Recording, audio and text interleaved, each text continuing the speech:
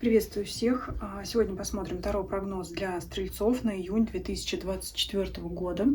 И перед раскладом сделаю небольшое объявление, просьбу к моим постоянным зрителям и новым. Если у вас есть возможность смотреть видео на платформе Дзен, приглашаю туда всех. Если вы вдруг смотрите видео на других площадках, потому что появилась у меня возможность монетизировать Дзен-канал. И будет очень приятно, если, как вы знаете, авторы контента получают вознаграждение от той платформы, на которой они выкладывают свои видео. Поэтому мне будет приятно в качестве благодарности за мою работу, за мои видео, если вы будете просто смотреть расклады на этой площадке. Итак, что ожидает стрельцов в июне 2024 года? Основной фон месяца, работа, карьера, финансы, имущество, личная жизнь, важные события в этот период, либо люди, существенно влияющие на вас. Подсказка от оракула.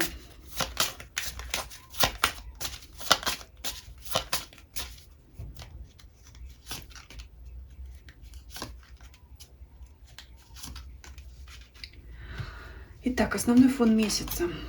Иерофант. Все в порядке, все идет по плану.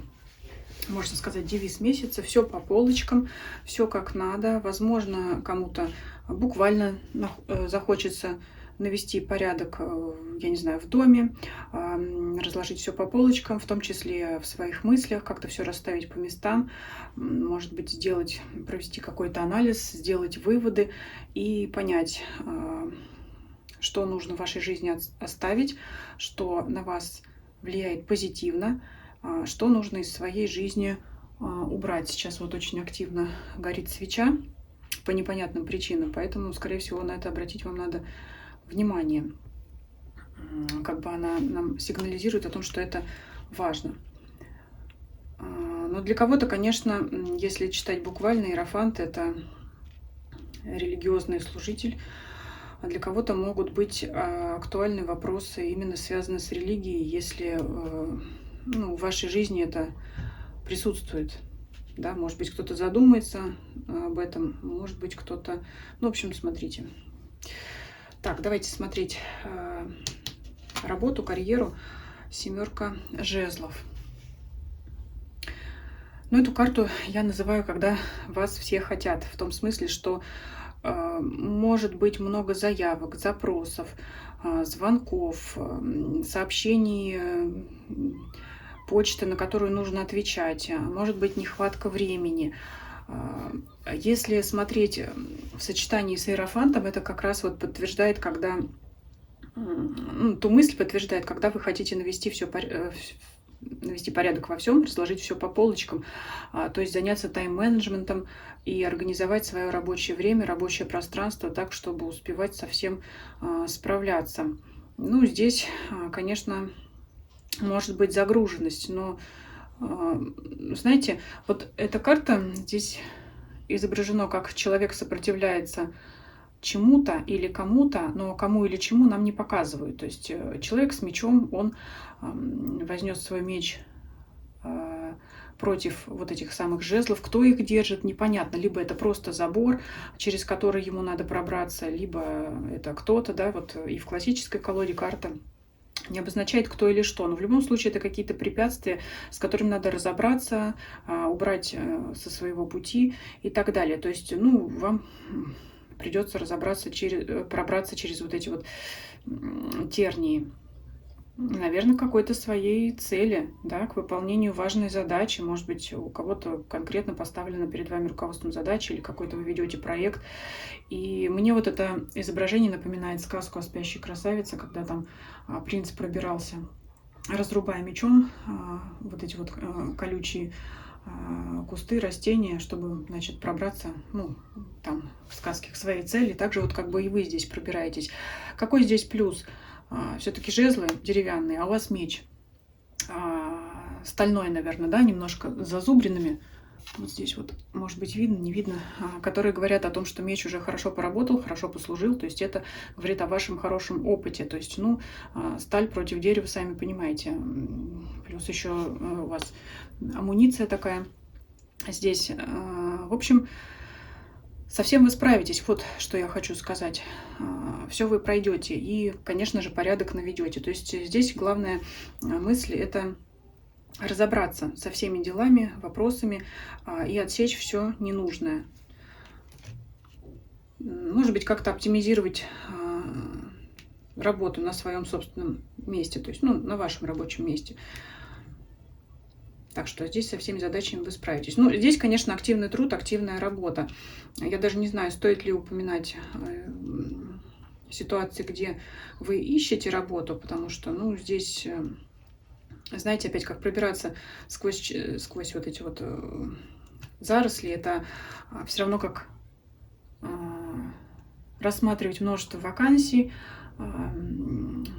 отправлять различные резюме, но пока как-то, вот знаете, пока вот вы идете через этот густой лес, выбирая подходящее для себя. Ну, может быть, к концу периода, либо в следующем периоде вы что-то подберете для себя подходящее. Это касается тех, кто работу ищет, потому что здесь вот все-таки активно с чем-то бороться, разбирать, разгребать, вот это все сюда. Давайте перейдем к сфере финансов и имущества. Выпадает вам король кубков. Но кубки — это, конечно, не материальная масть, это больше стихия удовольствия, это говорит о вашем добродушном расположении духа. Ну, что сказать, финансовая сфера вас устраивает, все у вас в порядке. Это может быть, когда, вот смотрите, здесь еще, если обратить внимание, король, он здесь сидит так немножко развалившись, наверное, он позволил себе отдохнуть. То есть, наверное, есть на что позволить себе отдохнуть и, может быть, позвать гостей, потому что это радушие, да, когда мы принимаем людей. Ну, здесь может быть приятное проведение времени, особенно если такая кипучая деятельность в вашей работе, наверное, это дает право отдохнуть хорошо, да, кто хорошо работает, тот должен хорошо отдыхать. Вот, поэтому здесь, я думаю, если смотреть еще в сочетании с Иерофантом, конечно, это такая глубоко моральная карта, серьезная, но все-таки здесь, наверное, вы понимаете, что действительно нужен отдых, на который требуется затрачивать финансы, чтобы держать баланс между работой и развлечением. Все-таки вот эта карта мне больше говорит, что как-то вы должны хорошо отдохнуть, потратившись на себя. Смотрите, здесь включается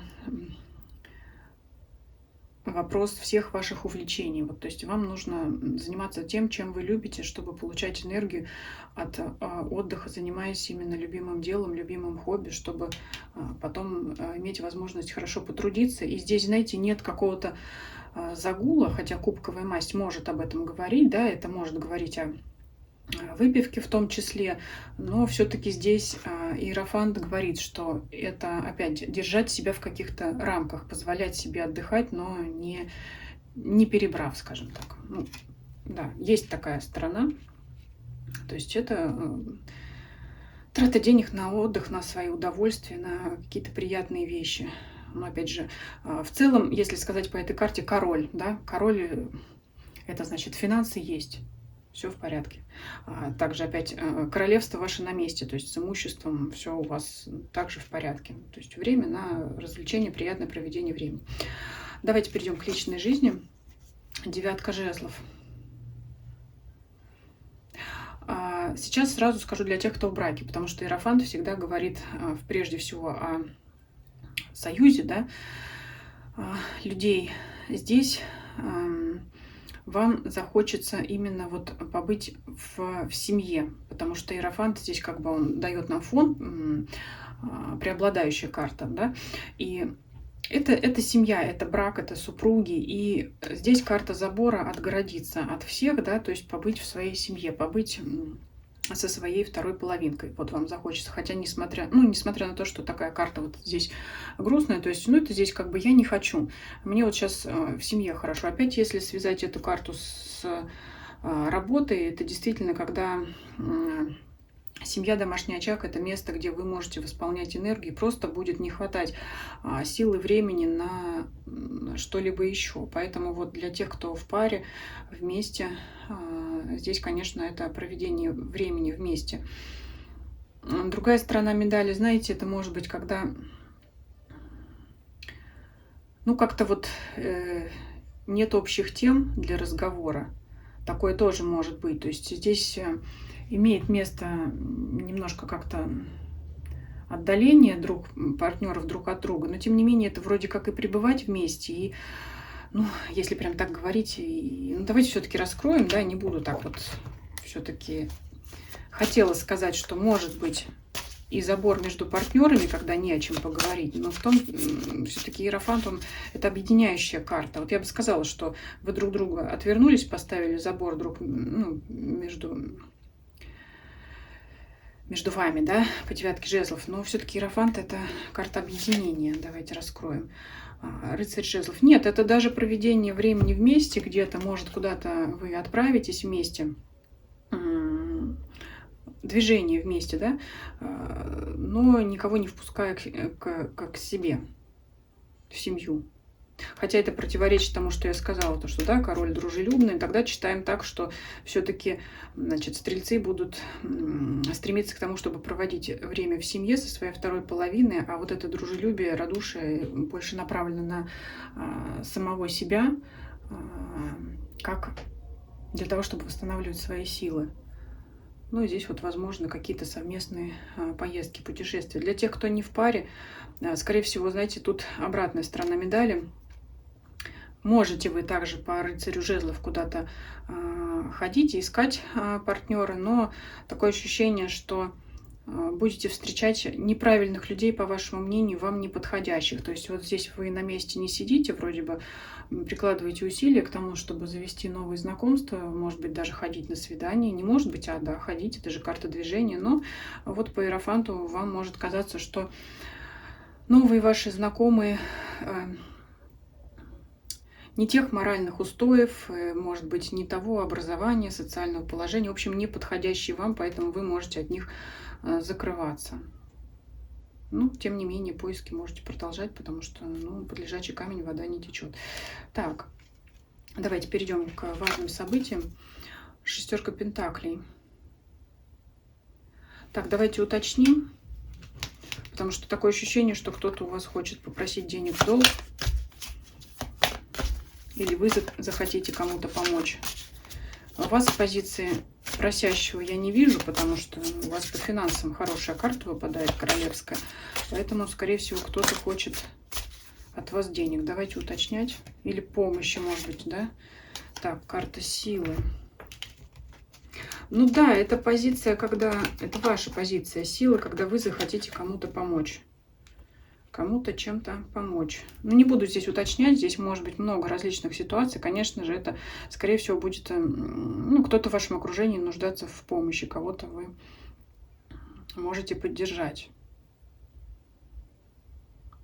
Скорее всего, у вас будут просить, и вы согласитесь помочь финансово, либо вы сами увидите какое-то трудное положение человека и как-то ему финансово поспособствуете, поможете.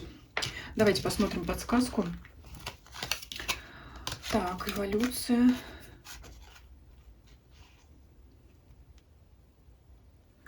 Здесь у вас, знаете, как интересно, эволюция — это развитие. Ну, развитие — это всегда вперед, продвижение, да? Мостик, но мостик ведет к вашему прошлому.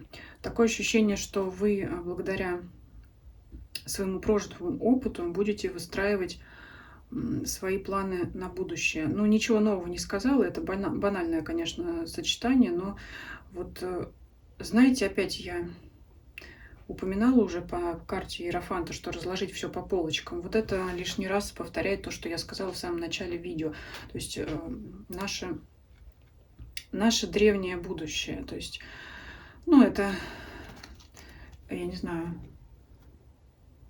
то, что касается вообще истории, да, и целое государство, отдельного человека. Это, зная прошлые ошибки, не совершать будущих и вообще выстраивать, простраивать свой дальнейший путь, вспоминая, опять же, раскладывая все по полочкам. В общем, вы будете эволюционировать, развиваться,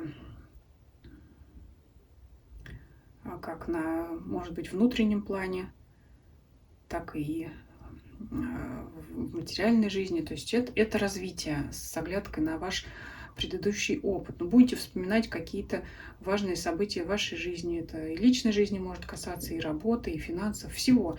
И будете вот, значит, размышлять над тем, как дальше простраивать свою жизнь. Да, это очень подчеркивает именно аркан Иерофанта. Здесь вот такой для вас получился расклад. Довольно-таки активный, особенно по работе. Туда будут направлены основные ваши силы, ну и все-таки есть баланс, опять порядок, да.